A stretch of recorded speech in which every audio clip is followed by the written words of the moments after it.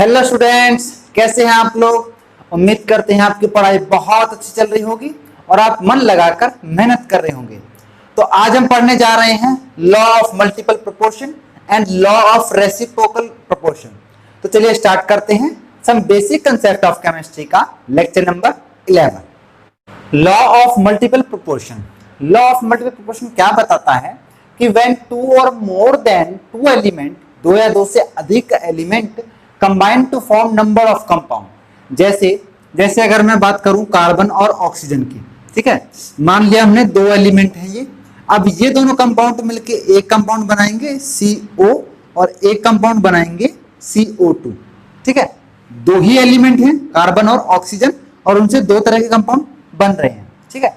अब उसके बाद बोल रहा है number of compound and if ratio of one element is fixed. अगर तुम एक एलिमेंट का रेशियो जब दोनों में फिक्स कर दोगे, जैसे कि अगर मैं यहाँ पे बात करूं दोनों में, तो कार्बन का यहाँ पर एक ही एलिमेंट है, कार्बन का यहाँ पर एक ही एलिमेंट है, तो बोल रहा है then the ratio of another element will be simple whole number. Simple whole number मतलब जो 0 1 2 3 4, ये इसके सिंपल जो होल नंबर रेशियो में होगा। जैसे अगर कार्बन में यहाँ पर मास देखूं तो कार्बन और ऑक्सीजन का, तो इसका होता है 12, इसका होता है 16, यानी कि 12 रेशियो 16।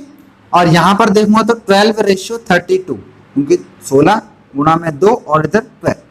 अब यहाँ पे मैंने इसका रेशियो तो फिक्स कर दिया भाई, पहले तो ये बोला था अगर हम एक एलिमेंट का रेशियो फिक्स करते हैं वो ये तो फिक्स हो गया। यानी कि अब इन दोनों का रेशियो क्या आएगा, 16 एक कम 16 और 16 दूनी 32, यानी कि इन दोनों कंपाउंड में ऑक्सीजन का रेशियो 1:2 आएगा। इसी को बोल रहा है वो लॉ ऑफ मल्टीपल प्रोपोर्शन, कि अगर दो एलिमेंट दो या दो से अधिक कंपाउंड बनाते हैं या नंबर ऑफ कंपाउंड बनाते हैं, उसमें हम किसी एक का, हमने किसका किया था यहाँ पे कार्बन, इस वाले का, किसी एक का रेशियो फिक्स कर दें तो जो दूसरे एलिमेंट का रेशियो है वो कुछ होल नंबर के जैसा ही आएगा, अलग नहीं, मतलब फ्रैक्शन में नहीं आएगा। अब आपको सुनने में छोटी सी बात लग रही होगी, लेकिन जब ये डिस्कवरी नहीं हुई थी, जब इसके बारे में हमें नॉलेज नहीं थी, तो तब ये एक लॉ माना गया था। जैसे और देखें तो H2O और H2O2, यहां पर मतलब किससे मिलकर बना है, हाइड्रोजन से और ऑक्सीजन से।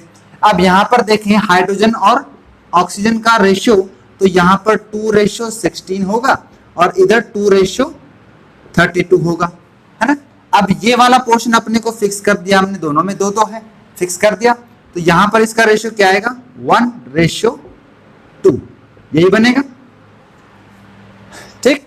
अब और देखें तो NO2 N2O5 और N2O3, ठीक है, इनमें देख लें। तो अब यहाँ पे अपने को नाइट्रोजन और ऑक्सीजन का रेशियो देखना है, नाइट्रोजन का और ऑक्सीजन का। नाइट्रोजन कितना होता है, 7 7 दूनी 14, 14 यहाँ पर हुआ, यहाँ पर 14 2 जा 14 दूनी 28, यहाँ पर फिर से 28, रेशियो ऑक्सीजन में 16 दूनी 32, यहाँ पे 16 पंजू 80 और यहाँ पे 16 तिया 48, 48। अब मुझे एक का रेशियो फिक्स करना है, यानी कि मुझे ये भी फिक्स नहीं है, ये भी फिक्स नहीं है, तो मैं एक को फिक्स करूंगा, तो देखना यहाँ पर 1, यहाँ पर 2, यहाँ पर 2, तो मैं क्या करूंगा, इस वाले को 2 से मल्टीप्लाई कर दूं, यहाँ पर मैं 2 मोल ले लूं, तो यहाँ पर देखना क्या आएगा कि ये जो मल्टीप्लिकेशन होगी 2 से, तो यहाँ पर भी 2 आ जाएगा और तीनों में इनका जो रेशियो है वो फिक्स हो जाएगा। यानी कि यहाँ पर आ गया 64 ऑक्सीजन का, यहाँ पर आ गया 80, यहाँ पर आ गया 48।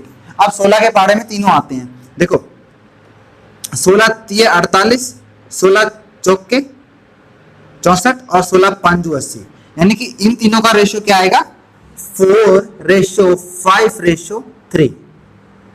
Clear, this is known as law of multiple proportion, ठीक।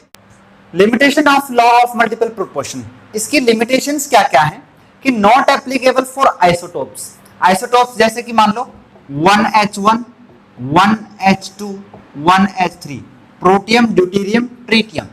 अब यहां पर इनका मैं किसी से कंपाउंड बनाऊं, तो यहां पर तो अगर मान लो पहले मैं ऑक्सीजन के साथ ही देख लूं, तो एक का रेशियो तो फिक्स है, लेकिन फिर भी उनका जो प्रोपोर्शन है वो क्लियर कट नहीं आ रहा है। जैसे अगर मैं बात करूं H2O की, और D2O की, जिसको हैवी वाटर बोलते हैं, तो यहाँ पर भी ये लॉ एप्लीकेबल नहीं होगा।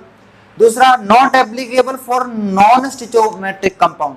नॉन स्टिचोमेट्रिक जैसे अगर आप FeO 9.3O, जो FeO का है वो असल में फॉर्मूला Ga होता है, वो असल में किस में है, नॉन स्टिचोमेट्रिक। नॉन स्टिचोमेट्रिक मतलब जिनका जो स्टिचोमेट्रिक कोफिशिएंट है वो रियल नंबर या होल नंबर ना हो, है ना, जैसे कि 1 2 3 इस इंटीजर में ना हो, तो इस तरह के जो पॉइंट्स में या फ्रैक्शंस में आते हैं उनको हम बोलते हैं नॉन स्टिचोमेट्रिक कंपाउंड्स, और वहां पर भी एप्लीकेबल नहीं होगा।